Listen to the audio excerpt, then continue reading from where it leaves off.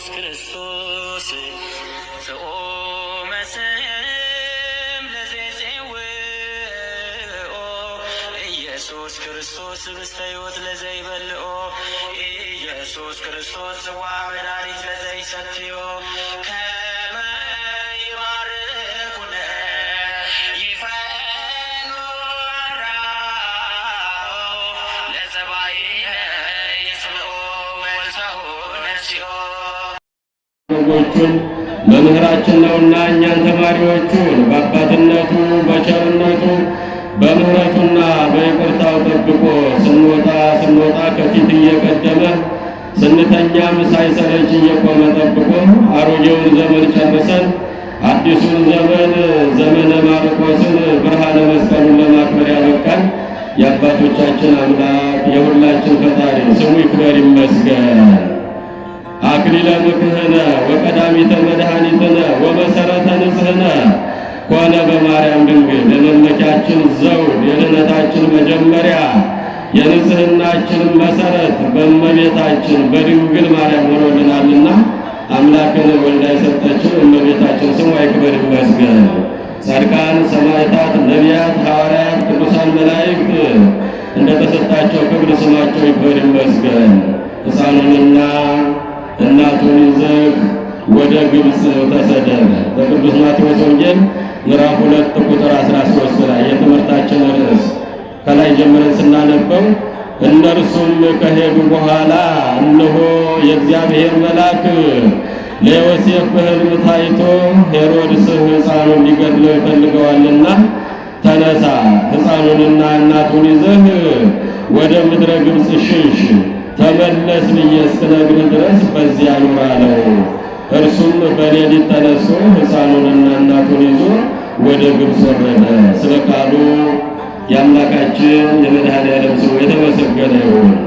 ይህን ቃል የተናገረው በእግዚአብሔር ፊት የሚቆመው ታላቁ መልአክ፣ የምሥራች ነጋሪው መልአክ፣ አዛኙ መልአክ፣ ርኅሩኅ መልአክ ቅዱስ ገብርኤል ነው። በሕልም ተገልጦ ለአረጋዊው ለሽማግሌው ለዮሴፍ በሕልም ተገልጦ ሄሮድስ ሕፃኑን ሊገድለው ይሸዋልና በመንፈቀ ሌሊት ተነስተህ ሕፃኑንና እናቱን ይዘህ ወደ ግብፅ ተሰደድ፣ ተመለስ ብዬ እስክነግርህ ድረስ በዚያ ተቀመጥ አለው።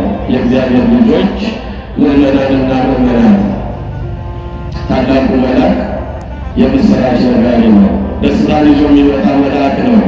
ለእመቤታችን ለእናታችን ለድንግል ማርያም ከ2 ዓመት በፊት የዛሬ 2018 ዓመት ከሰማይ ክንፉን እያማታ ወርዶ ጸጋን የተሞላሽ ሆይ ደስ ይበልሽ፣ የደስታ መፍሰሻ ሆይ ደስ ይበልሽ፣ እግዚአብሔር ምስሌኪ፣ እግዚአብሔር ከአንቺ ጋር ነውና እነሆ ትጸንሻለሽ፣ ወንድ ልጅንም ትወልጃለሽ፣ ስሙንም ኢየሱስ ብለሽ ትጠሪዋለሽ ብሎ ይህን የምሥራች ይዞ የመጣው መልአክ በቀጥታ የነገራት በቤተ መቅደስ ሳለች ለእመቤታችን ነው። እየሰማችሁ ነው? ከቃሉ ጋር ናችሁ አላችሁ? እዚሁ እግዚአብሔር ከሁላችን ጋር ይሁን። የልቦናችንን ደጅ ይክፈትልን። ከ2 ዓመት በፊት ደስታን ይዞ የመጣ የምሥራች ይዞ የመጣ ሂድና ንገራት ለዳዊት ልጅ ለድንግል ማርያም የዓለምን ድኅነት ደርሷልና እነሆ ካንቺ ይወለዳል ብለህ ንገራት ተብሎ ከእግዚአብሔር ታዞ እግዚአብሔር ፊት የሚቆመው መልአክ ደስ ብሎት ሊባኖስ የሚባል ተራራ እስኪሰማ ድረስ ክንፉን እያማታ ከሰማይ ወደ ምድር ድንግል ማርያም ወዳለችበት መቅደስ ወረደ።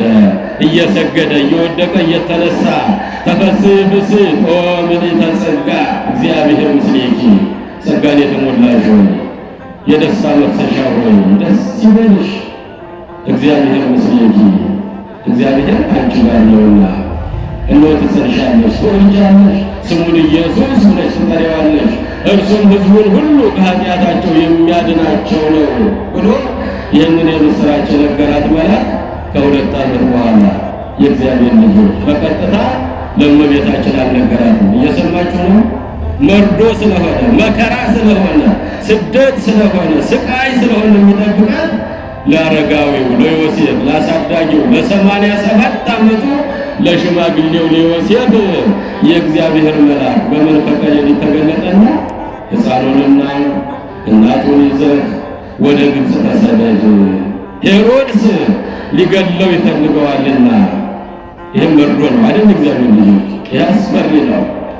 ደስ ይበልሽ ሌላ ሲመጣ ግን በቀጥታ ለድንግል ማርያም ደስታውን ነገራት። እንዴት ይሆንልኛል ስትለው መንፈስ ቅዱስ ይመጽእ አለኪ ወኃይለ ልዑል ይጼልለኪ፣ መንፈስ ቅዱስ አንቺ ላይ ይመጣል፣ የልዑል ኃይልም ይጸልልሻል፣ ይጋርድሻል። እነሆ የሚወለደው ከሦስቱ ቅዱስ አንዱ ቅዱስ የልዑል እግዚአብሔር ልጅ ይባላል እያለ ይህን ሲነግራት ይኩነኒ በከመ ትቤለኒ፣ እንደ ቃልህ ይደረግልኛለች። ሰማይ ምድር የማይችለው ጌታ በድንግል ማርያም ማኅፀን ተወሰነ። ዓመተ ፍዳው ዓመተ መከራው ያ የመከራ ዘመን ፋይል ተዘጋና ዓመተ ምሕረት ታወጀልን። ይህን ደስታ በቀጥታ ለድንግል ማርያም ነገራት። ከሁለት ዓመት በኋላ ይሄን ቢነግራት እጅግ አስደንጋጭ ነው። አንድ ልጇን መተኪያ የለውም። አይኗ ስትገልጥ የምታየው መድኃኒታችን ሕይወታችን ኢየሱስ ክርስቶስን ዓለምን የሚገዛውን ጌታ ነው። ሄሮድስ ሕፃኑን ሊገድለው ይፈልገዋልና ሕፃኑንና እናቱን ይዘህ ወደ ግብፅ ተሰደድ። የእግዚአብሔር መልአክ እነርሱ ከሄዱ በኋላ ሰብአ ሰገል ሰግደው ሦስቱን ስጦታ ወርቁን፣ ዕጣኑን፣ ከርቤውን ሰጥተው ሰግደው አመስግነው ወደ አገራቸው ከሄዱ በኋላ ይሄ መርዶ ነጋሪ ቅዱስ ገብርኤል ይህን የመከራ ነገር ለቅዱስ ዮሴፍ ነገረው። ሕፃኑንና እናቱን ይዘህ ወደ ግብፅ ተሰደድ፣ ሄሮድስ ሊገልባት ይፈልገዋልና ተመለስ ብዬ እስክነግርህ ድረስ በዚያው ተቀመጥ አለው። የእግዚአብሔር ልጆች ይህን ቃል የነገረው ለቅዱስ ዮሴፍ፣ ለጠባቂዋ፣ ለሚንከባከባት፣ ለሚደግፋት ለአጎቷ ለአባታችን ለጻድቁ ለቅዱስ ዮሴፍ ይሄ መርዶ ተነገረው። እርሱም በመንፈቀ ሌሊት ሕፃኑንና እናቱን ይዞ ወደ ምድረ ግብፅ ሸሸ። እስከ ነግር ድረስ በዚያ ተቀመጥ እንዳለው እርሱም በሌሊት ተነስቶ ሕፃኑንና እናቱን ይዞ ወደ ግብፅ ተሰደደ። ወደ ግብፅ ወረደ። ወደ ግብፅ ለምን ወረደ? የእግዚአብሔር ልጅ ወደ ግብፅ ወረደው የተነገረው ትንቢት ይፈጸም ዘንድ ነው። አስቀድመው ነቢያት ወደ ግብፅ እንደሚወርድ በእናቱ ጀርባ ላይ ሆኖ በእናቱ ጀርባ ላይ አዝላ ወደ ግብፅ እንደምትወርድ ነቢያት ትንቢት ተናግረው ነበረ። ገና ከመወለዱ ገና ከመሰደዱ ከ700 ዓመት በፊት የነበረው ነቢዩ ኢሳይያስ ይህን ትንቢት ይናገር ነበረ። በትንቢተ ኢሳይያስ ምዕራፍ 19 ከቁጥር 1 ጀምረን ስናነብ የምናገኘው ቃል ነው። የእግዚአብሔር ልጆች ምእመናን ወደ ግብፅ የተሰደደው አስቀድመው ነቢያት የተናገሩት ቃል ይፈጸም ዘንድ ነው። እነሆ በፈጣን ደመና ተጭኖ እየበረረ ወደ ግብፅ ይወርዳል፣ የግብፅንም ጣዖታት ያቀልጣቸዋል፣ የግብፅ ጣዖታትም ይርዳሉ፣ ይንቀጠቀጣሉ። በግብፅ ያሉትን ጣዖታት እንደሚያጠፋ በግብፅ ያሉትን አምልኮ ባዕድ እንደሚያስወግድ በእናቱ ጀርባ ላይ ተጭኖ ወደ ግብፅ እንደሚወርድ ኢሳይያስ ተናግሮ ነበረ። እነሆ በፈጣን ደመና ተጭኖ እየበረረ ወደ ግብፅ ይወርዳል፣ በግብፅ ያሉትንም ጣዖታት ያጠፋቸዋል፣ ይርዳሉ፣ ይንቀጠቀጣሉ፣ ይቀልጣሉ እያሉ ኢሳይያስ በትንቢት መነጽር እያሉ ይናገሩ ነበረ። በፈጣን ደመና ተጭኖ ደመና እመቤታችን እግዝእትነ ማርያም ናት። አንቲ ዘበአማን ደመና እንተ አስተርአይኪ ለነ ማየ ዝናብ፣ የሕይወት ውሃ ያገኘንባት እውነተኛ ደመና እመቤታችን እግዝእትነ ማርያም ናት ይላል ቅዱስ ኤፍሬም በረቡዕ ውዳሴ ማርያም። አንቲ ዘበአማን ደመና እንተ አስተርአይኪ ለነ ማየ ዝናብ፣ የዝናብ ውሃ ያገኘንባት፣ የሕይወት ምንጭን ያገኘንባት፣ የሕይወት ምስጢር ያገኘንባት እውነተኛ ደመና እመቤታችን እግዝእትነ ማርያም ናት። የግንቦት የሰኔ ያይደለች የሐምሌ የነሐሴ ደመና እመቤታችን እግዝእትነ ማርያም ናት ይላሉ አባቶቻችን ሲተረጉሙ ውዳሴ ማርያም። የሰኔ የግንቦት ደመና ያይደለች። የሰኔና የግንቦት ደመና ድምፁን ያሰማና ወይም ያንዣብብና ሳይዘንብ ይበተናል። የሐምሌ የነሐሴ ደመና ግን ድምፁን አሰምቶ መጥቶ ሳይዘንብ አይመለስምና አንቲ ዘበአማን ደመና በፈጣን ደመና ተጭኖ እየበረረ በእናቱ ጀርባ ላይ ሆኖ ወደ ግብፅ ወርዳል። የግብፅ ጣዖታትም ይርዳሉ፣ ይንቀጠቀጣሉ፣ ይቀልጣሉ እያሉ እነ ኢሳይያስ የተናገሩት ትንቢት ይፈጸም ዘንድ መድኃኒዓለም በእናቱ ጀርባ ላይ ወደ ግብፅ ተሰደደ። የእግዚአብሔር ልጆች ልመናል። እንግዲህ ስደት አስከፊ ነው። ስደት መራራ ነው። ስደት እጅግ ከባድ ነው። አስቀድመው ከሱ በፊት የነበሩ ነቢያት ሁሉ ተሰደው ነበርና የእነሱንም እግዚአብሔር አምላካችን የእነሱንም ስደት ለመባረክ መድኃኒዓለም ተሰደደ። የመጀመሪያው ስደተኛ አባታችን አዳም ነው። አንቱ ተስፋው ለአዳም አመ ይሰደድም ገነት ጥበብ የተሞላው አባ ሕርያቆስ በቅዳሴው ዛሬ አባ ሕርያቆስ ዓመታዊ ክብረ በዓሉ ነው። እየሰማችሁ ነው። ቅዳሴ ማርያም የደረሰልን አንቱ ተስፋው ለአዳም አመ ይሰደድም ገነት አዳም ከገነት በተሰደደ ጊዜ ከእግዚአብሔር ገነት በወጣ ከአምላኩ በተለየ ጊዜ የአዳም ተስፋው አንቺ ነሽ። ክብርና ምስጋና ለእመቤታችን ይሁን። እልላት ሁሉ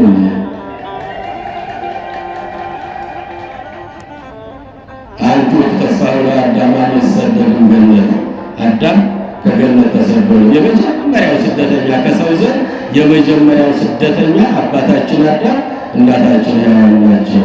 7 ዓመት ከ1 ወር ከ17 ቀን ከኖሩበት ምድረ ገነት ብርሃን ለብሰው ብርሃን ተጎናጽፈው ከመላእክት ጋር እያሸበሸቡ እየዘመሩ ከኖሩበት ስፍራ ልብሳቸውን ጸጋቸውን ተገፈው ራቁታቸውን ቀርተው በመላእክት ተገፍተው ውጡ ተብለው ወደ ምድረ ፋይል ወደዚህች ዓለም የተጣሉ የተሰደዱ አዳምና ሔዋን ወደ መጡበት መጣ መድኃኒዓለም።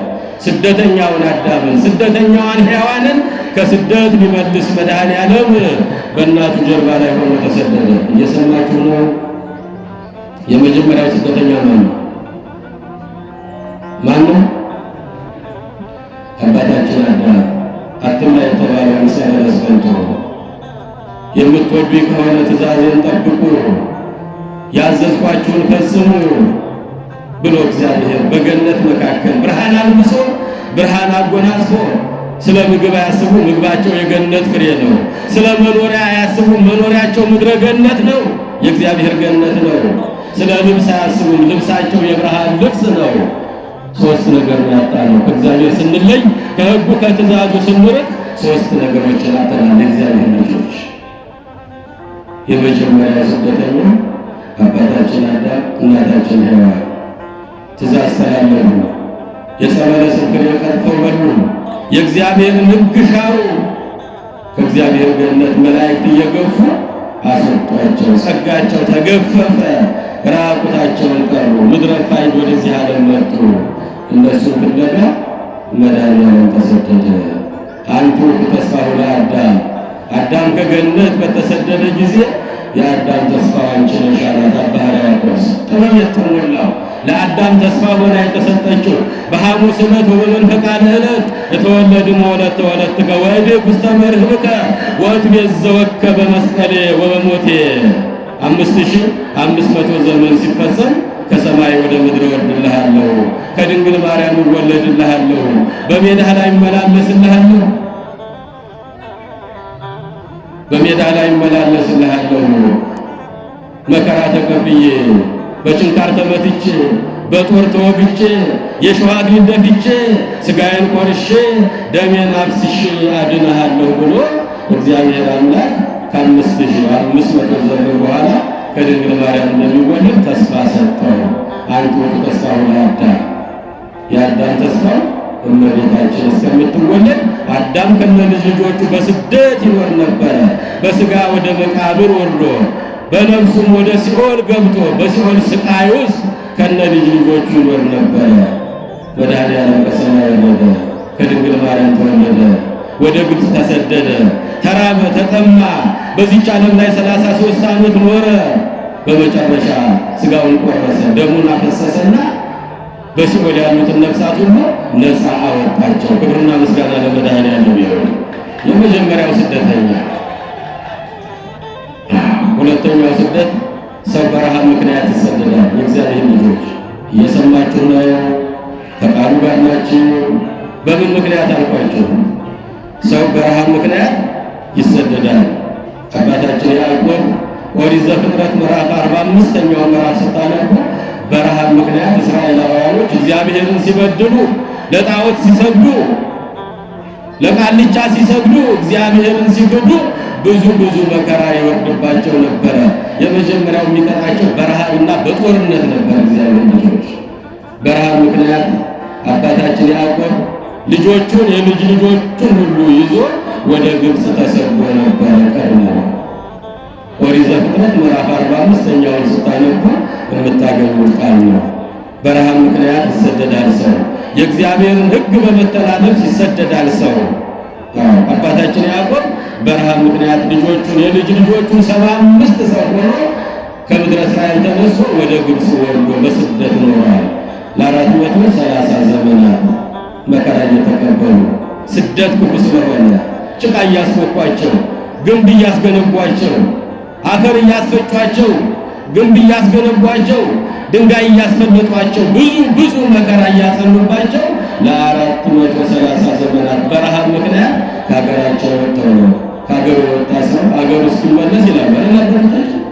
አዎ ቢጭኑት አህያ ቢቀመጡት ፈረስ 430 ዘመን 215 ዘመን የተሻለ ነበረ። ስደተኞች ቢሆኑም አክብረዋቸው ይኖሩ ነበረ።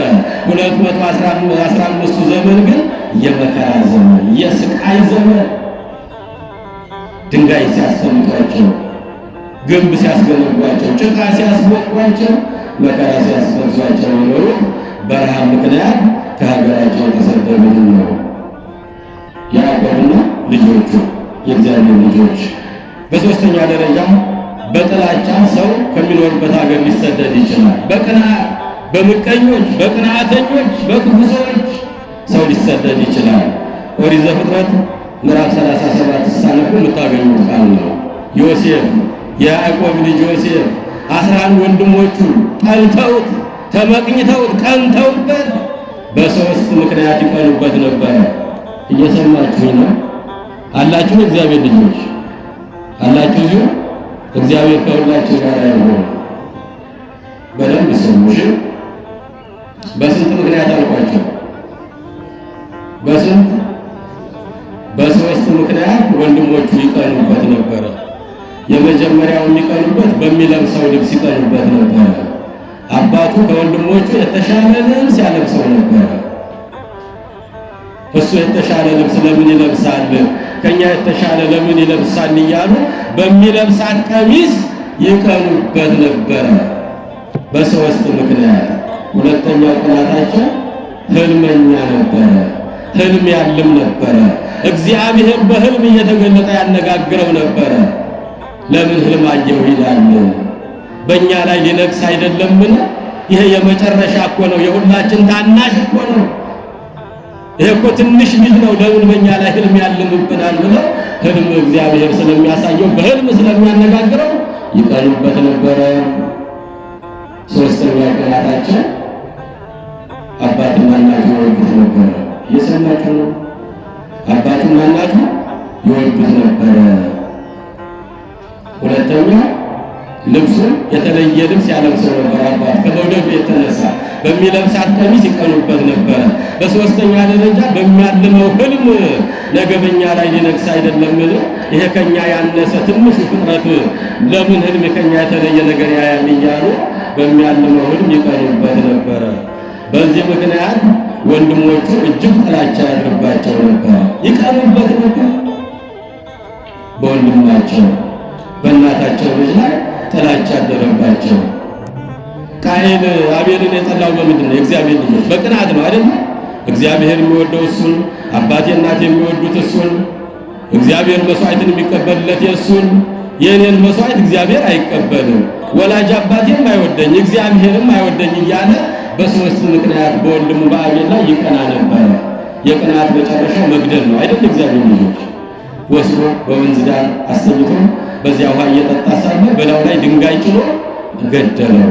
ቃየል ወንድሙን አቤልና ቃየልን ያጋደለ ጋርድኤል የሚባለው ሰይጣን በወንድሞቹ ላይ በወንድማቸው ላይ ጥላቻ አሳደረባቸው። በሚለብሰው ልብስ ይቀናሉ፣ በሚያልመው ህልም ይቀናሉ። አባቱ እጅግ አብዝተው ስለሚወደው ይቀኑበት ነበረ። ኦሪት ዘፍጥረት ምዕራፍ 37 ከቁጥር 1 ትጀምራችሁ ስታነቡ የዮሴፍን ታሪክ ታገኙታላችሁ። እግዚአብሔር ልጆች እንዲያውም ከዕለታት አንድ ቀን ወንድሞቹ ከታርቢዎች ነበሩና በዋሉበት ባደሩበት ርቀው ሄደው በዛው ውለው በማደራቸው አባታቸው ልጆች እንደወጡ ቀሩ። ዛሬ 3-4 ቀን ሆናቸው።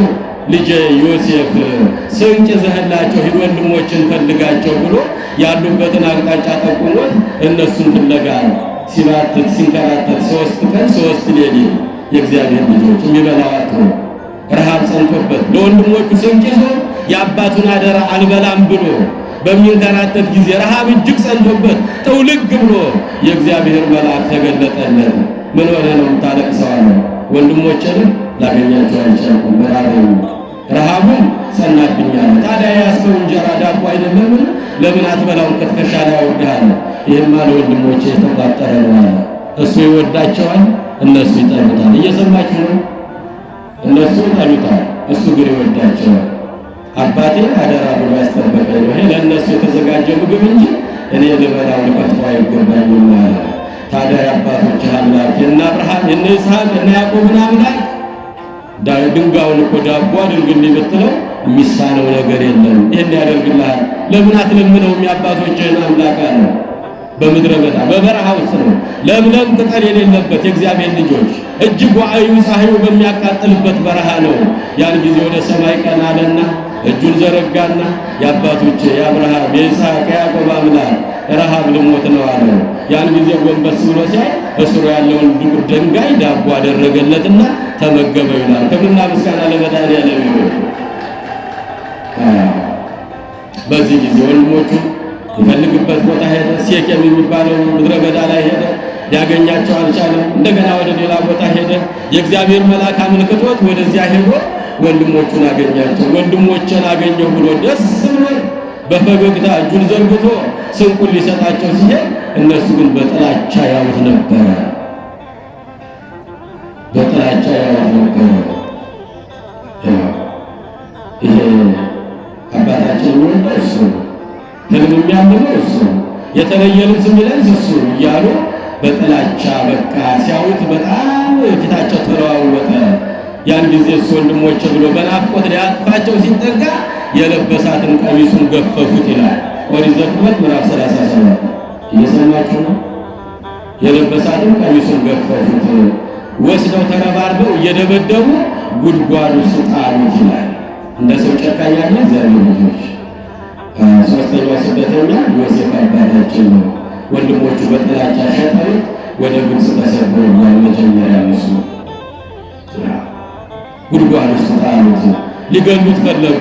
የለበሳትን ቀሚሱን በደም ቀብተው አውሬ በላው አባታችን ብለው ለአባታቸው መርዶ ሊነግሩ ሊገሉ አሰቡ። ትልቁ ወንድማቸው ግን ብንገለው ምን ትርፍ እናገኛለን? ባይሆን ለነጋዴዎች እንሽጠው ብሎ በ20 እና በ30 ሺህ ብር ሸጠው ወደ ግብፅ ተሽጠው ተሰደዋል። ሶስተኛው ስደተኛ ማን ነው አልኳችሁ? አባታችን ዮሴፍ ተሰዷል። የእግዚአብሔር ልጆች አባታችን አብርሃም በሃይማኖት ምክንያት ተሰዷል። አብርሃም ሳእን ብሔርከ ወተፈለጥ ማዝማዲከ እንተ ታውህዝ ሀሊበ ወመዓረ ጣዖት ከሚመለክበት አሕዛብ ከበዙበት ስሜ ከማይጠራበት ከምድረ ካለህበት ሀገር ከቤተሰቦች ከወገኖች ተለይተህ ወደማሳየህ ሀገር ውጣ አለው እግዚአብሔር። በምን ምክንያት? በሃይማኖት ምክንያት። በሃይማኖት ምክንያት አባታችን አብርሃም ተሰደደ። በቅናት ምክንያት ጻድቁ ዮሴፍ ተሰደደ። አባታችን አዳም ደግሞ በጥፋቱ በሰራው ኃጢአት ተሰደደ፣ ከእግዚአብሔር ገነት ወጣ። በረሃብ ምክንያት ያዕቆብ ተሰደደ። እነዚህን ሁሉ ስደተኞች ሊባርክ መድኃኒዓለም ኢየሱስ ክርስቶስ በእናቱ ጀርባ ላይ ተነስቶ ወደ ግብፅ ወረደ። እነሆ በፈጣን ደመና ተጭኖ እየበረረ ወደ ግብፅ ይወርዳል ያሉት ነቢያት የተናገሩት ይፈጸም ዘንድ ተሰደደ። የእግዚአብሔር ልጆች አሁን ስደቱን የምናስብበት ጊዜ ነው።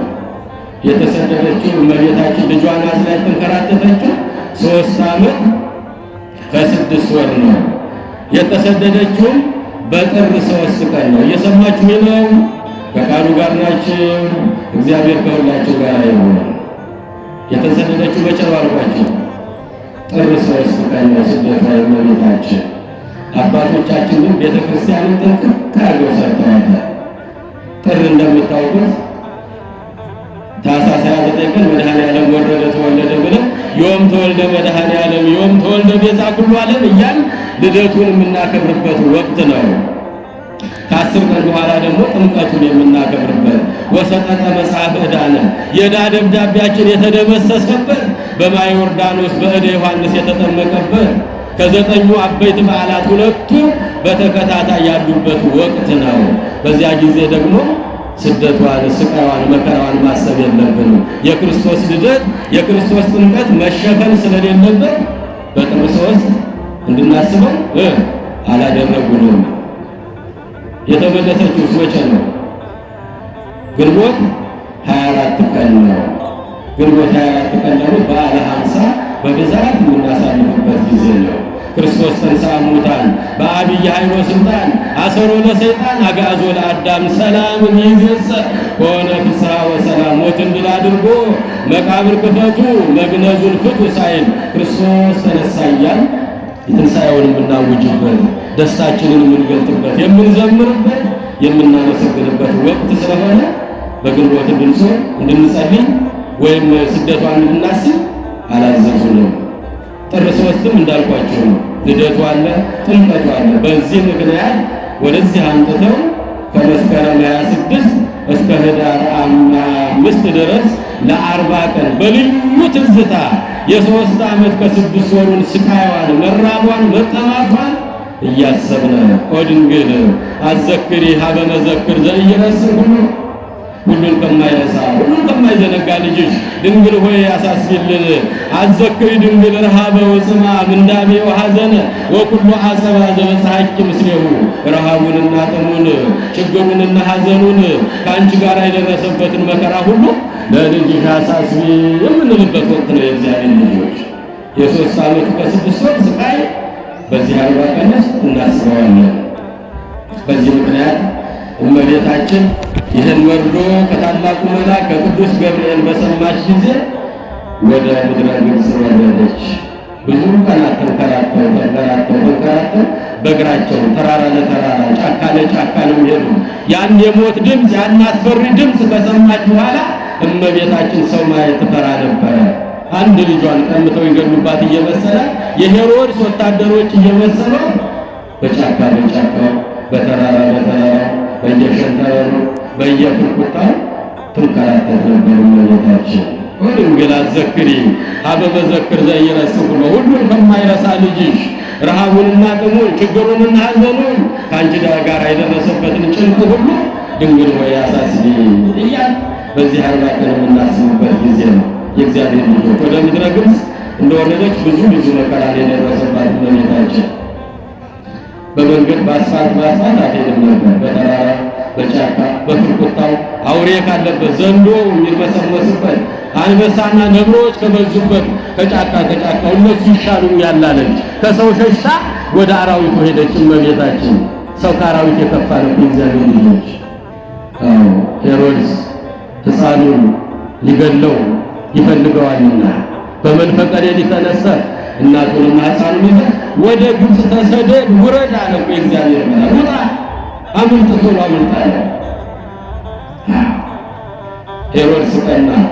በአምላካችን በፈጣሪያችን በኢየሱስ ክርስቶስ መወለድ ሄሮድስ ቅናት አደረበት። መንግሥቴን ሊቀማኝ ነው፣ በንጉሥ ላይ ንጉሥ እንዴት ሊሆን ይችላል? ይሄንማ ማግኘት መግደል አለበት ተባለ።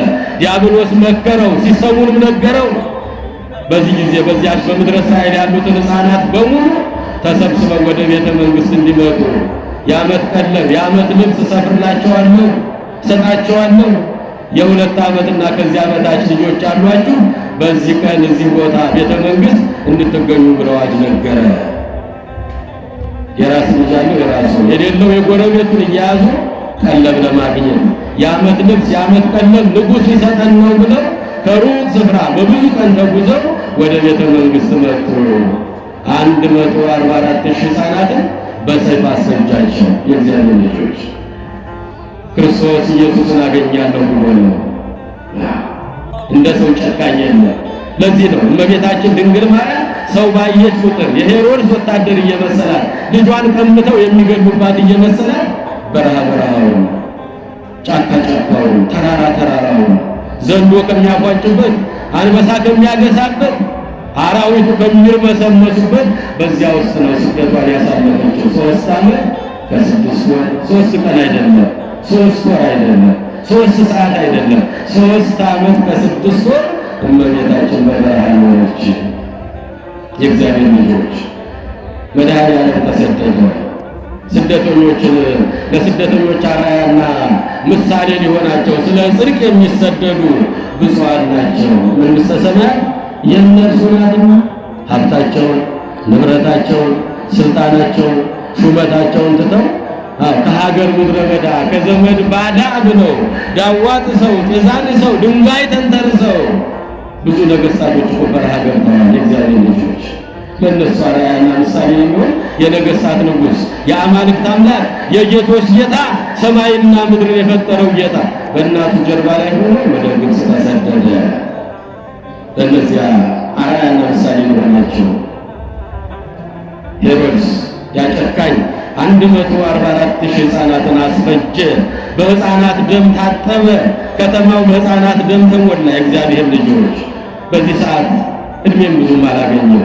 ያ የሚጓጓለት ንግስና ያ የሚጓጓለት ስልጣን ወዳው እንደ ጤዛ ሊረግፍ ነው። የእግዚአብሔር ልጆች ርዕቅ ወለሃተ አቤ ወተለአለ ከማርዘ ሊባኖስ ኮይኑ ኃጢአተኛ በደለኛ ሰው እንደ ሊባኖስ ዝግባ አብቦ ከፍ ብሎ አየሁት። ወሶበ እገብር ኃጣይክዎ ስመለስ አጣሁት። ሐሰሱ ወእረከብኩ መካኖ ስፍራውንም ላገኘው አልቻልኩም አለ። የሄሮድስ ንግስና ጥቂት ዘመን ነው የቆየው። የእግዚአብሔር ልጆች መድኃኒዓለም ግን ሰማዩን ምድሩን ፈጥሮ ለዘላለም ቅድመ ዓለም ነበረ። ዛሬ በመካከላችን አለ። ዓለምንም አሳልፎ እየገዛ ይኖራል። የኛ ጌታ ክብርና ምስጋና ለመድኃኒዓለም ይሁን። ሄሮድስ 144,000 ሕፃናትን አስገደለ። ክርስቶስን ላገኘው አልቻለም።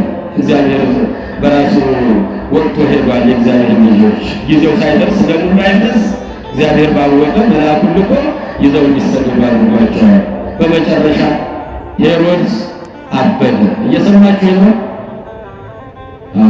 የሰው ደም እኮ ከባድ ነው። እግዚአብሔር ልጆች የሰው ደም የሚያፈስ ሁሉ ደሙ ይፈሳል ማለት እግዚአብሔር ሰውን በመልኩ በምሳሌው ፈጥሮታልና ኦሪት ዘፍጥረት ምዕራፍ 9ኛው ምዕራፍ ላይ ስናነብ የምናገኘው ነው።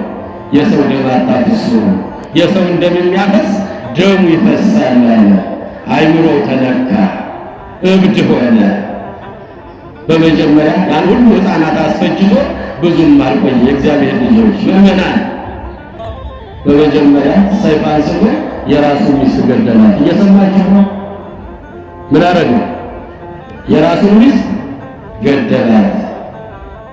ከዚያ በኋላ ከሷ የወለዳቸው ልጆቹን ደግሞ ሚስጥር ያወጡብኛል፣ ለሰው ይነግሩብኛል፣ ይሄን ነውሬን ይሄን ክፉ ስራዬን ለሰው ያወሩብኛል ብሎ ልጆቹን ገደላቸው። ራሱ ጨረሰ። ቤተሰቡ እብድ ሆነ፣ አይምሮው ታወቀ። እንደ እሪያ ይበላል አይጠግብም፣ ይጠጣል አይረካም፣ ይለብሳል አይሞቀውም። አይምሮው ተበላሸ፣ እንደ እሪያ ሆነ። 24 ሰዓት ምግብ ይበላል፣ ግን ጥጋብ አይጠግብም። የእግዚአብሔር ልጆች እግዚአብሔር ሲለየው ሰው እንደዚህ ይበላል። እግዚአብሔር የተለየው ሰው ይላል ዮሐንስ አፈወርቅ በድርሳኑ እግዚአብሔር ሲለየው ሰው አመጋገቡ እንደ አራዊት ይሆናል፣ አበላሉ እንደ አራዊት እንደ እንስሳ ይሆናል፣ አመጋገቡ እንደ እንስሳ ይሆናል፣ ሕይወቱ ደግሞ እንደ አራዊት እጅግ ጨካኝ ይሆናል። ሄሮድስ ሄሮድ የሆነው የእግዚአብሔር ልጆች ሚስቱን ገደለ፣ ልጆቹን ገደለ፣ ሰውነቱ በሰበሰ፣ ተላ፣ ሸጠተ። ንጉሥ ወይ ሺህ ዓመት ንገስ የሚሉት በዙሪያው የሚከቡት ሁሉ አፍንጫቸውን እያያዙ ፊታቸውን አዞሩ። ብቻውን ቀረ የጓጓ። እየሰማችሁ ነው? 144,000 ሕፃናት አሳድጓል። ሚስቱንም ማርዷል፣ ልጆቹንም ገድሏል። እብድ ሆኗል። 24 ሰዓት እንደ ሪያ ይመገባል፣ ግን አይጠግብም። በቃኝ አይልም። 24 ሰዓት ዮሐንስ አፈወርቅ ለዚህ ነው የሰው ልጅ እግዚአብሔር ሲለየው አመጋገቡ እንደ እንስሳ ይሆናል። ጠባዩ እንደ ምድረ በዳ አራዊት ይሆናል። ሰው ይመስላል እንጂ የሰውነት ባህሪ በውስጡ ይጠፋል፣ ተለይቶታል። አመጋገቡ እንደምን አልኳችሁ? እንደምን አልኳችሁ? ኧረ ጮክ በሉና ንገሩ። እንደ እንስሳ። ጠባዩስ እንደ ምድረ በዳ አራዊት። በቃ ሰው ይመስልና ሰው የሰው ስራ የማይሰራ ማለት ነው። ባህሪው ተቀይሮ ሌላ ሆኖ ይሆናል። እንደ እሪያ 24 ሰዓት ይበላል ይጠጣል፣ ጥጋብ አይሰማውም ነበር። ከዚያ ሰውነቱ አበጠ፣ ፈረሰ፣ ሸተተ፣ ተላ፣ ገማ፣ ከረፋ። ንጉሥ ወይ ሺህ ዓመት ንገስ የሚሉት ሁሉ አፍንጫቸውን ይዘው ሁሉም ጀርባቸውን ሰጡ። ብቻውን ቀረ። የስቃዩ ዘመን በዛበት። እመቤታችን በልጇን ይዛ ወደ ግብፅ ወረደች። ረሃብና ጽም የተፈራረቀባት የእግዚአብሔር ልጆች ነው ያለ። ረሃቡ ከባድ ነበረ። የያዘችው የ2 ዓመት ሕፃን ነው። እየሰማችሁ ነው? የ2 ዓመት ሕፃን ነው። እመቤታችን የያዘችው ሕፃን የ2 ዓመት ሕፃን ነው። ራሱን ችሎ ባይሄድ ነው። ገና ሕፃን ነው መድኃኒታችን ሕይወታችን ኢየሱስ ክርስቶስ። ለዚህ ነው አባቶቻችን ካህናቱ በዝማሬው በመንፈቀ ሌሊት ቤተ መቅደስ የምታሉ ሰዎች ምናልባት ተሰሟቸው ይሆናል የምትሰሙ ሐዊረ ፍኖት በእግሩ ሶበ ይስእን ሕፃንኪ ያንቃዱ ሀቤኪ ወይበኪ እሂዞ ጽንፈ ልብስኪ እስመ ትጸውሪዮ በገቦኪ ወትስእምዮ በአፉኪ። ድንግል ሆይ ልጅሽ በእግሩ መሄድ ባቃተው ጊዜ እናቴ ሆይ ይዘኝ እያለ ዘርፋፋ ቀሚስሽን ይዞ ያለቅስ ነበረ። የእግዚአብሔር ልጆች ይሆናል። አያችሁት አይደለ? እኔ ከምሰጠው እንጀራ የሚበላ ለዘላለም አይራብም ያለ፣ እኔ ከምሰጠው ውሃ የሚጠጣ ለዘላለም አይጠማም ያለ፣ አፍላጋቱ ውቅያኖስ በእጁ የተሰፈረ መድኃኔዓለም ተራበ ተጠማ። በእናቱ ጀርባ ላይ ሆኖ ድንግል ሆይ አባትዬ ድንግል ሌሊት ማህሌቱ ቅልጥ ጥሩ ነው የሚያድር እግዚአብሔር ልጆች ከምሽቱ 2 ሰዓት ጀምሮ በተመስጦ ሊቃውንቱ ካህናቱ ምዕመናንም እግዚአብሔር የፈቀደላቸው እየመጡ በመቅደሱ ያድራሉ። እኔ ግን የማዝንበት ነገር ልንገራችሁ። ዛሬ የእግዚአብሔር ልጆች ምዕመናን መምጣታችሁ ጥሩ፣ ማደራችሁ፣ መዘመራችሁ፣ ማመስገናችሁ ጥሩ ነው። ግን ምንጣፍ ይዛችሁ መጣችሁ ማታ ገብታችሁ የምትተኙ ብዙ እናቶች አላችሁ፣ ብዙ ወንድሞች አላችሁ። ቤተክርስቲያን የመኝታ ቦታ ላይ እግዚአብሔር ልጆች ብዙ ጊዜ የሚያሳዝነኝ ነገራችሁ ይላል። ስምንተኛ እኮ ብዙ ነገራችን ይስታል። ታውቃላችሁ አይደል? ቤተክርስቲያን እኮ ማህደረ እግዚአብሔር ናት። የክርስቶስ ዙፋን ናት። አካለ ክርስቶስ ናት። የክርስቶስ አካል ናት። ስንመጣ በረሃድ በፍርሃት በመንቀጥቀጥ እንኳን በተኛት እኮ መቀመጥ እኮ አይፈቀድም። ቤተክርስቲያን ያው ስለሚደክመን ስጋ ለባሽ ስለሆነ ደካማ ስለሆነ አረፍ እንላለን እንጂ እንኳን መተኛት መቀመጥ አይፈቀድም። ብዙዎቻችሁ ምንጣፍ ይዛችሁ ትራስ ይዛችሁ ጉዝጓዝ ይዛችሁ ማታ መታችሁ ተኝታችሁ ጠዋት ታምረ ማርያም ሲነበብ የምትነሱ ሰዎች አላችሁ። ይሄ ጽድቅ ነው? የእግዚአብሔር ልጆች ማለማወቅ ነው። ከመጣችሁ ወገባችሁን አሰር አድርጋችሁ እንደ ካህናቱ ማመስገን፣ መዘመር፣ አብሮ መጸለይ፣ ወረቡን፣ ድምፁን፣ ዝማሬውን መስማት። ሐዊረ ፍኖት በእግሩ ሶበ ይስእን ሕፃንኪ ያንቃዱ ሀቤኪ ወይበኪ እሂዞ ጽንፈ ልብስኪ እስመ ትጸውሪዮ በገቦኪ ወትስእምዮ በአፉኪ።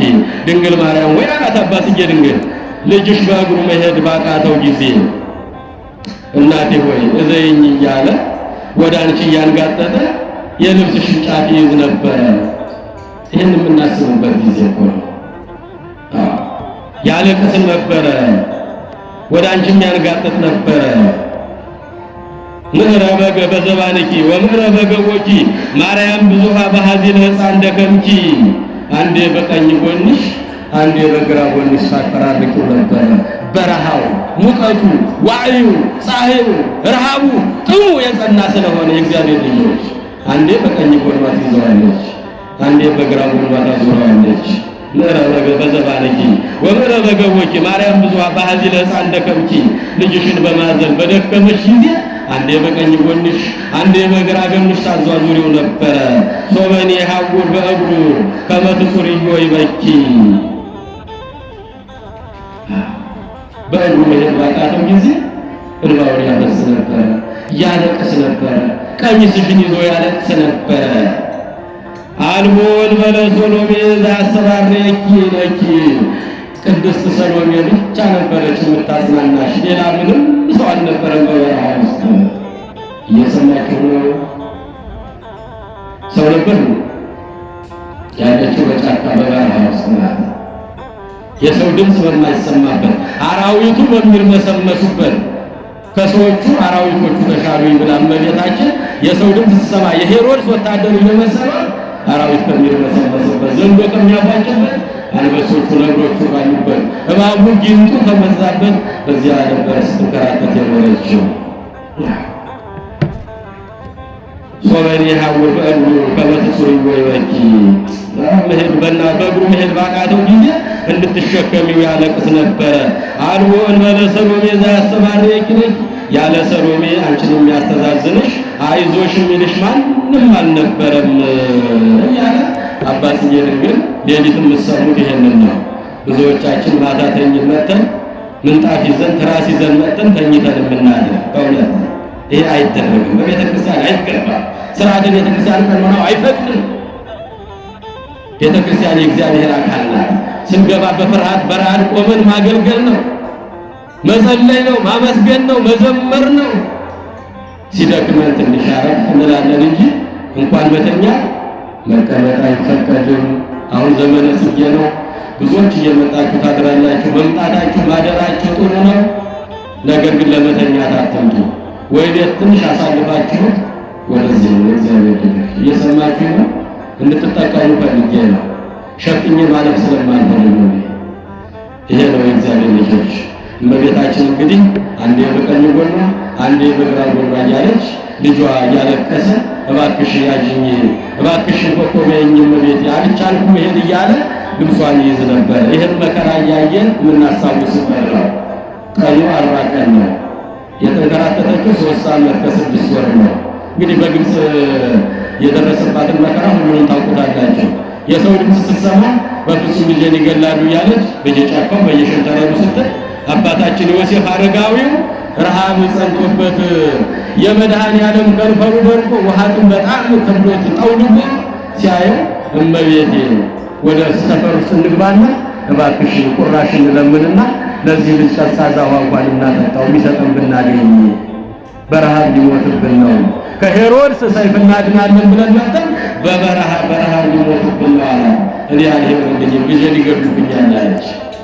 ሰው ከሚገድሉብኝ እያየሁት ሞት ይሻለኛል አለች። ወድንግል አዘክሪ አለመዘክር ዘኝረስ ሁሉን ከማይዘነጋ ልጅሽ አዘክሪ ድንግል ረሃበ ወጽማ ምንዳቤ ወሐዘነ ወኩሉ አጸባ ዘበጽሐኪ ምስሌሁ ረሃቡን፣ ጥሙን፣ ችግሩን፣ ሐዘኑን ከአንቺ ጋር የደረሰብሽን ጭንቅ ሁሉ አሳስቢ ያለ ጥበብ የተሞላው አባ ሕርያቆስ በቅዳሴው እንደምትሰሙት የእግዚአብሔር ልጆች ረሃቡ የከፋ ነው፣ መንገላታቱ የከፋ ነው። እንግባ እባክሽ ወደ ሰፈር ገብተን እንለምን አላት። በግድ አሳመናት እመቤታችን።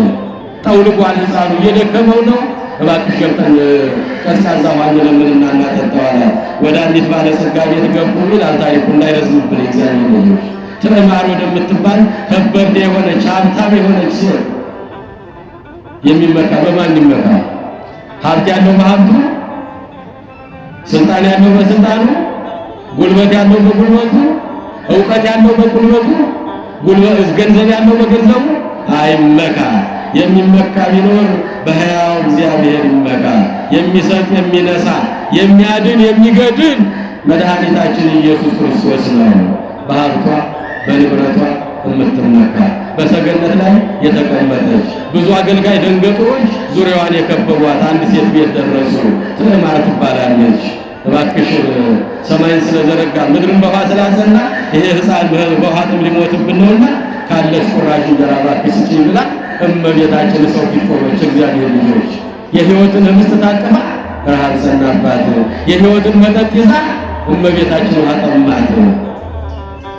የጻድቃን እመቤት የኃጥአን ተስፋ ሀገር ለሀገር ዞረች አምላክን ታቅፋ ስንል አልነበር ቅድም?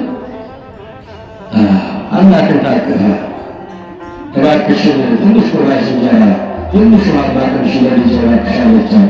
ያን ጊዜ ከሰገነቷ ወጣ ብላ መስኮቷን ከፈታ አድርጋ ስታይ እመቤታችን ፊቷን ለፀሐይ ያበራል። እንዴ እንዳንቺ አይነት ሴት እኮ እንኳን ስደት ሊወጣ በብዙ አገልጋይ በብዙ አሽከር ተከቦ በእልፍኝ የሚውል ነበረ።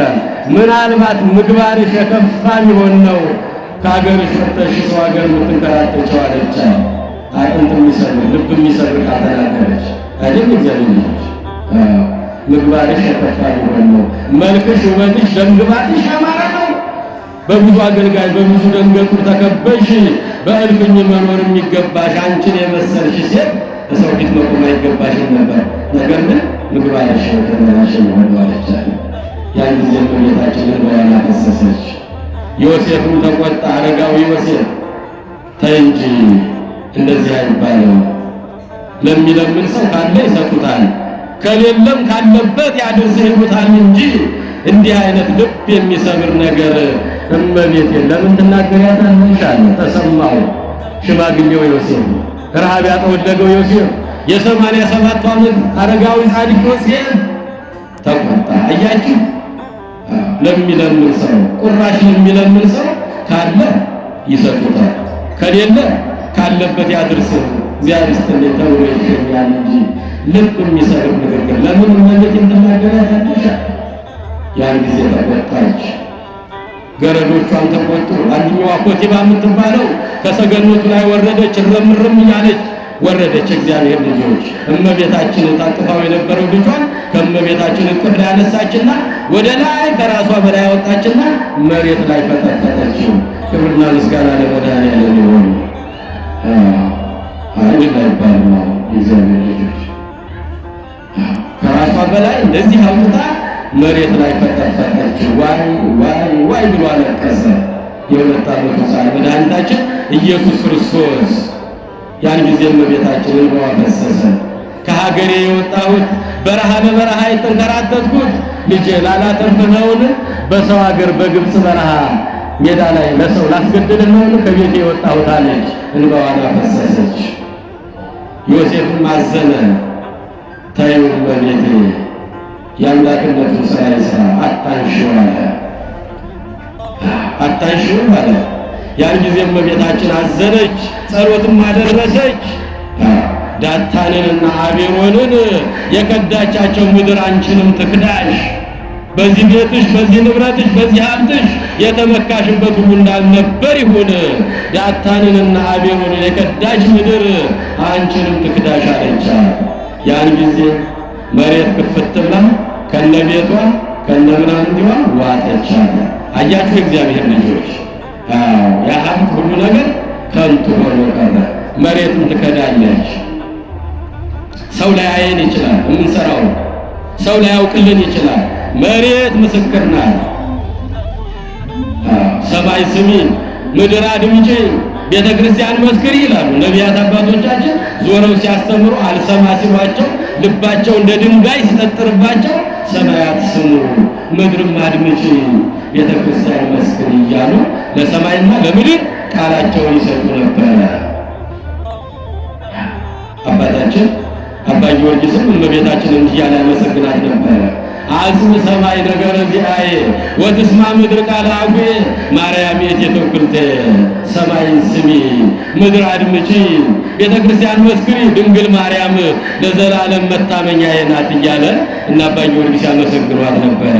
እመቤታችን ምድርን እንድትከዳ ዳታንና አቤሮንን የከዳች ምድር ይህን ግፍሽን ትመልከተዋለች።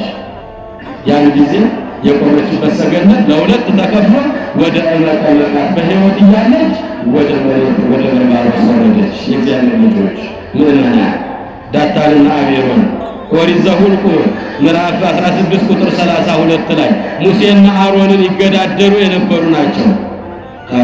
ወደ ምኩራብ ገብተው በሚያጥሩ ጊዜ ጸሎት መስዋዕት በሚያቀርቡ ጊዜ እኛም መግባት አለብን፣ እናንተ የገባችሁበትን ምኩራብ የእኛስ ማን ይከለክለናል እያሉ የካህናቱ ሥራ ለመስራት ወደ ምኩራብ በድፍረት ሲገቡ ምድር ተከፍታ ውጣቸዋለች። ዳታንና አቤሮንን የከዳች ምድር አንቺንም ትክዳሽ አለቻት።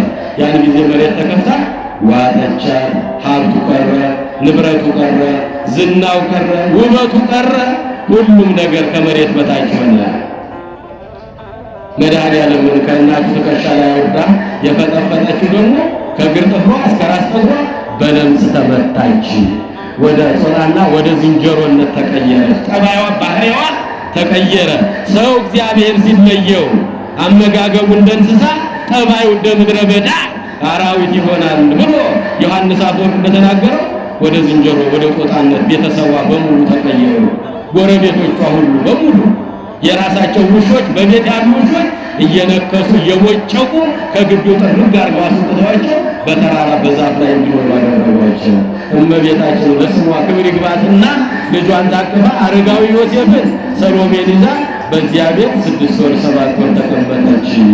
ከዚያ በኋላ ወደ ሀገራችን ወደ ኢትዮጵያ መጣች። የግብጽ ገዳማትን ባረከችና አስባረከችና ለልጇ እነ ገዳመ ሲያትን እነ ገዳመ አስቄጥስን ትልልቅ አባቶች የሚወጡበትን አቡነ ዘበሰማያት ሲደግሙ 7ቱ ሰማያት የሚከፈትላቸው ቅዱሳን የሚበቅሉበትን ያን ትልልቅ ገዳም አስባረከችና ለልጇ ወደ ኢትዮጵያ ምድር መጣች። ልጇን አዝላ ኢትዮጵያ ስትደርስ ኢትዮጵያውያኖች ደጋጎች የኢትዮጵያ ድንኳኖች ሲጨነቁ አየኋለ ነቢዩ አባታችን የእግዚአብሔር ልጆች ምዕመናን የኢትዮጵያ ድንኳኖች ሲጨነቁ አየሁ። እመቤታችን ልጇን ታቅፋ ወደ ኢትዮጵያ ምድር ስትመጣ ኢትዮጵያውያኖች በክብር ተቀበሏት።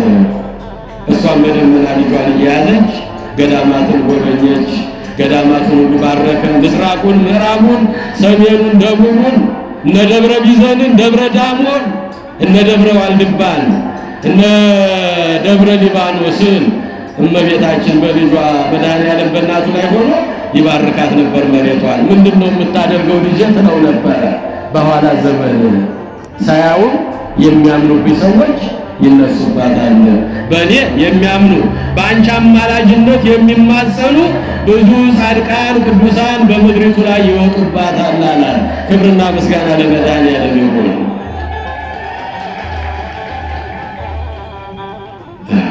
ኢትዮጵያን ያስባረከችው ከእናቱ ጀርባ ላይ ሆኖ ሀገራችን ኢትዮጵያን ባረካት መድኃኒዓለም። ደብረ ቢዘን፣ ደብረ ዳሞ፣ ዋልድባ የሚባለውን ገዳም እነዚህን ደብረ ሊባኖስን እንዲሁም በጣና ውስጥ ያሉትን ትልልቅ ገዳማቶች 3 ወር ተቀምጦ አምላካችን ኢትዮጵያን ምስራቁን፣ ምዕራቡን፣ ሰሜኑን፣ ደቡቡን ባርኮ በኋላ ዘመን በእኔ የሚያምኑ በአንቺ የሚማጸኑ በአንቺ አማላጅነት የሚያምኑ ብዙ ጻድቃን ብዙ ቅዱሳን ይወጡባታል ብሎ ሀገራችን ኢትዮጵያን ባረከልን። ኢትዮጵያውያንም እያነጠፉ እየጎዘጎዙ እመቤታችንን ይቀበሏት ነበረ። ዛሬ ነው ጠባያችን የተቀየረው። የእግዚአብሔር ልጆች ዛሬ ጠባያችን ተቀይሯል። ደግነታችን ወደ ክፋት፣ ጽድቃችን ወደ ኃጢአት፣ እምነታችን ወደ ክህደት ተቀይሯል። ዛሬ የአባቶቻችን የአያቶቻችን ታሪክ ይሄን ያስተምረን። እንግዲህ ይሄን መከራዋን የምናስብበት ወቅት ነው። እንግዲህ አሁን በዚህ ወቅት ብዙ ሰዎች ይጾማሉ፣ ብዙ ሰዎች ደግሞ ዝክር ይዘክራሉ። ሁሉም ለእመቤታችን ፍቅር የሚደረግ ነው።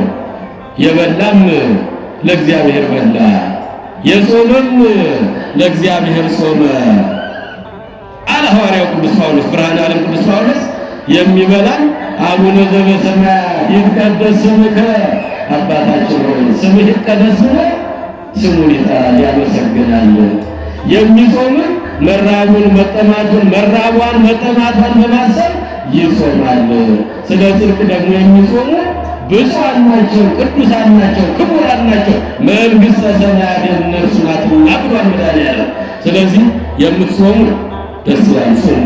የምትበሉ ራሳችሁን አታስጨንቁ። የእግዚአብሔር ልጆች በምስጋና በዝክር ማክበር ይቻላል። ይሄንን ጊዜ አባቶቻችን የሰሩልን ስርዓት 7 አጽዋማት አሉ። እነሱ ግዴታ ናቸው። ይሄኛው ግን የፍቅር ጾም የውዴታ ጾም ስለሆነ የሚበላም ማለት ለእግዚአብሔር በላ፣ የሚጾምም ለእግዚአብሔር ጾመ። የሚበላ የሚጾመውን አይንቀፈው፣ የሚጾም የሚበላውን አይንቀፈው አለ ቅዱስ ጳውሎስ። አስተካክሎ አስቀመጠልን እኮ የሚበላ በሉስቲ የሚጾመው አይንቀፈው። ለምን ትጾማለህ አይበለው ነው። የሚጾምም የሚበላውን ለምን ትበላለህ አይበለው። የበላ አባታችን ሆይ ስምህ ይቀደስ ብሎ እግዚአብሔርን አመስግኖ ይበላል። ይህም ምግብ የሰጠኸኝ ስምህን መስገን ይላል። የሚጾም ስለ እመቤታችን ረሃብና ጥም እያሰበ ይጾማል። የበለጠ እጥፍ በረከትን ያገኛል። ስለዚህ የሚበላ የማይበላውን አይንቀፍ፣ የማይበላ ደግሞ የሚበላውን አይንቀፍ። ሁሉም ለእግዚአብሔር ያደረጉት ይላል እና በዚህ መሰረት እመቤታችን ድንግል ማርያም 3 ዓመት ከ6 ወር መራቧን፣ መጠማቷን፣ መንገላቷን የምናስብበት ወቅት ነው። ወደ ቤተ ክርስቲያን መጣችሁ ለአዳር ለአገልግሎት የምትመጡ የእግዚአብሔር ልጆች ምእመናንና ምእመናት ትንሽ አረፍ ብላችሁ እንቅልፋችሁን አሳልፋችሁ ብትመጡ መልካም ነው። ትራስ ምንጣፍ እያያዛችሁ የምትተኙ ግን ይህንን አታድርጉ። ይህ የቤተ ክርስቲያን ስርዓት አይደለም፣ ነውር ነው። ስንተኛ ብዙ ነገራችንን እንስታለን። እንኳን ተኝተን ቆመን ብዙ ነገራችን ይሳሳታል እኮ። ስለዚህ እናታደርጉ። እግዚአብሔር አምላክ የሰማነውን ቃል እግዚአብሔር በልቦናችን ይጻፍልን። የአምላክ እናት እመቤታችን ወላዲት አምላክ አማላጅነቷ፣ ጸሎቷ፣ ቃል ኪዳኗ ሁላችንንም ይጠብቀን። በሰላም አስፈጽሞ ደግሞ ወደ ግብጽ ከግብጽ ደግሞ ወደ አገሯ ተመለሰች ለማለት ያብቃን። ያስተማረን አምላክ ስሙ ይክበር ይመስገን። የሰማነውን ቃል እግዚአብሔር 30፣ 60፣ 100 ፍሬ አፍርተን የስሙ ቀዳሾች የመንግስቱ ወራሾች ለመሆን ያብቃን። ኢየሱስ ክርስቶስ ጽኦመ ስም ለዘይጼውኦ ኢየሱስ ክርስቶስ ብስተ ሕይወት ለዘይበልኦ ኢየሱስ ክርስቶስ ጽዋ መድኃኒት ለዘይሰትዮ ከመ ይባርኩነ ይፈኖ አዳኦ ለጸባኢነ ይጽብኦ ወልታሁ ነሲኦ